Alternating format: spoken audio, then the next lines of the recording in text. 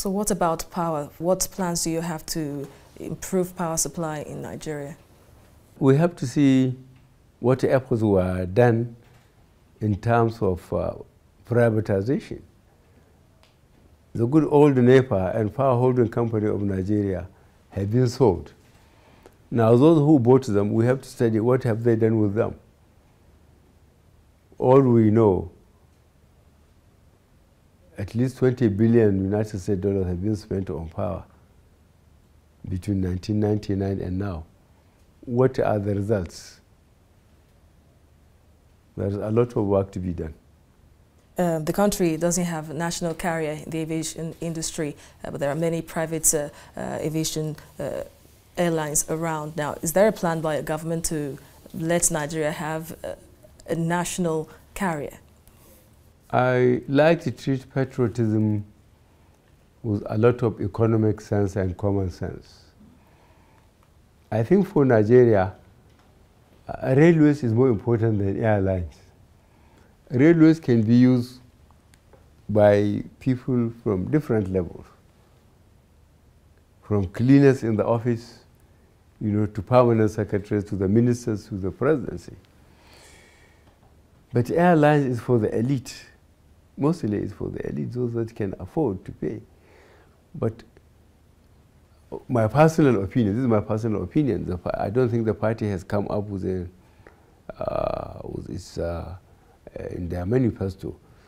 I would give Nigerian railways more priority over Nigerian Airways and Nigerian shipping line. And would give priority to the roads because of the way they affect the economy, especially link roads, roads to the rural areas and so on, where food stuff is brought to the urban areas, where people move either to work and back. So there is a lot of work to be done, but our party, as I said, our manifesto has seen it all. They condense it, but it can be expanded. And with the participation of the legislature, we will identify priorities and work very hard to get things done. Now, you've promised to fight corruption and, of course, improve security in the country. Don't you think this, too, will be a challenge really to tackle effectively? We have three fundamental problems in Nigeria. One, insecurity. Two, unemployment, the damage done to the economy. As I have just mentioned, only one part of it, the petroleum industry. Three, corruption. In all the 35 states and the town hall meeting I had in Lagos, in Kano, in Abuja, I emphasized these 3 points. I could not recall any group or any individual disagreeing with me in identifying these fundamental issues. Now, these are issues that will certainly take time, but we thought of agriculture and mining will help, the new government to quickly provide job for everybody unemployed. And we will give that a lot of priority because insecurity and unemployment and corruption is such a vicious cycle that it has to be broken. If you have insecurity, it will affect employment. Look at the schools closed in the Northeast, the factories, the bridges blown, and the unemployment they caused, and what the corruption has been doing to us. So I've already started persuading Nigerians to be patient with us and to try to see us. We'll try and explain at every level what we are doing and how we are doing it, and what cooperation we need from Nigerians. So talking about security, do you think there will be a need for you to reform the military and the police, especially with the drama over your missing certificate and then later on it was found? Yeah, well, it's the inefficiency and the corruption of the PDP administration, as I kept on saying, the last 16 years. Somebody up there in PDP ought to know that the armed forces And indeed, the ministries and other organizations, as I mentioned about financial instructions and administrative instruction, I had the honor to be the Nigerian Army Military Secretary. And I know every commissioned officer has a file. And that file was opened the day he was commissioned in the Nigerian Army. And it will be there until his death. So for somebody to say that my certificate is missing, that proves you know how the system has been destroyed. Does it mean the 3 previous times INEC cleared me to participate, INEC didn't know what they were doing, or they were not following the Electoral Act? These are things I think normal Nigerians should quickly see through them. So would there be a reform? Would there be an investigation, especially into what went into your certificate getting missing? Well, they said it's no longer missing. So why should we waste public funds and investigate it again? All right, so moving on from that. In any case, there's one damn good cartoonist. I can't remember in which paper. He said, well, they said Buhari's certificate is missing, but INEC has given him one. So if INEC has given me certificate of winning the election, to hell with the certificate, that is with the military. All right, now Nigerians have so long been divided along ethnic and religious lines. Now, as a president of a united Nigeria, how will you move really to unite everyone in the country? It's security, economy, unemployment, and corruption. And Nigerians agreed with APC's identification of these problems. And there has to be a quick, systematic way of eliminating Nigeria from these problems. We thank God the result of this election across the country.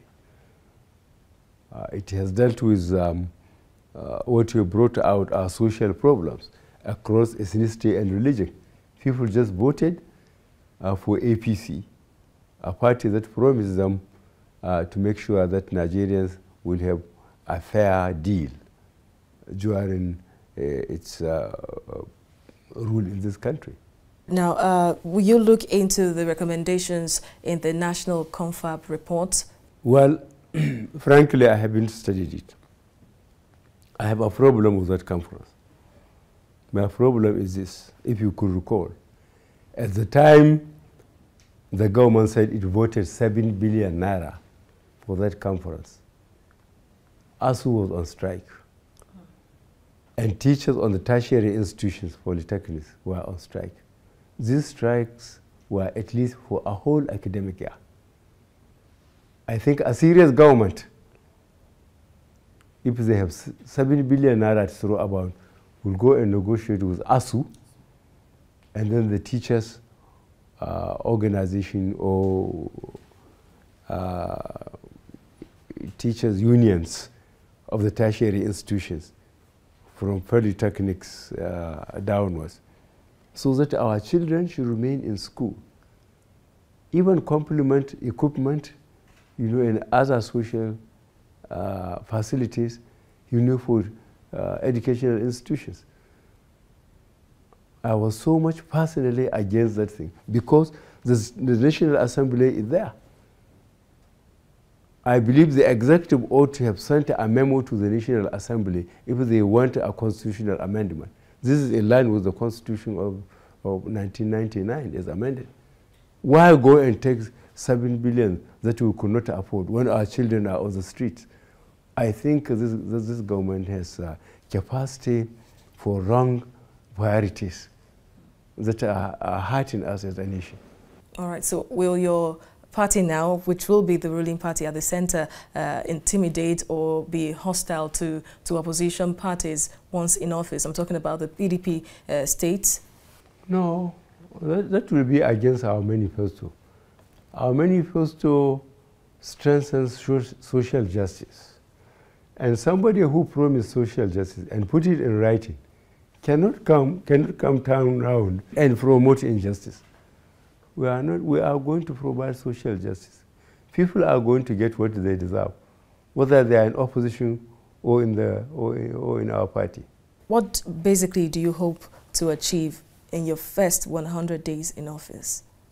I think the three things I mentioned: security, employment, which means improvement of the economy, and really giving corruption a bloody nose. We just have to block all loopholes, how people siphon public funds for their own interests. What plan do you have for the EFCC? Well, I think when I get there, I will find out what the EFCC has been doing, and so that I will know what to do with them. All right, thank you very much, Your Excellency. It's been quite interesting chatting with you, exclusively telling us your plans for Nigerians once you get into office officially in May. Thank you very much. Thanks.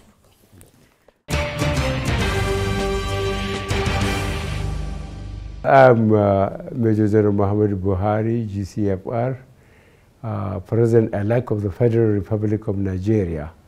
And I am very grateful to TVC for taking the opportunity to take such a detailed interview of my opinions on political issues, on economic issues, on security issues that will certainly concern the government as from 30th of May this year.